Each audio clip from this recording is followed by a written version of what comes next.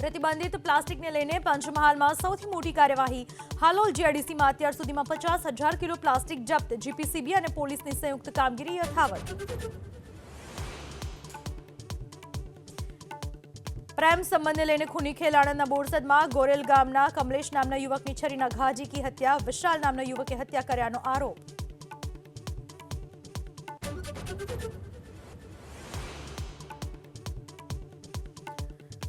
સુરતના વરાછામાં હની ટ્રેપમાં ફસાવતી ગેંગનો પર્દાફાશ. મહિલા સહિત 3 આરોપીઓની ધરપકડ. હીરાના વેપારી પાસેથી પડાવ્યા હતા 1.5 લાખ રૂપિયા.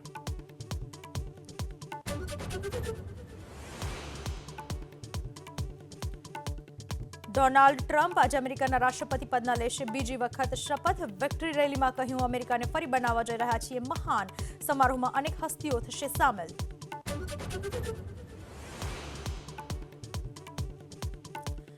ઇઝરાયલ અને હમાસ વચ્ચે યુદ્ધના અંતની શરૂઆત. 471 દિવસ બાદ 3 ઇઝરાયલી બંધક મુક્ત તો 90 પેલેસ્ટીન નાગરિકોને પણ કરાયા આઝાદ.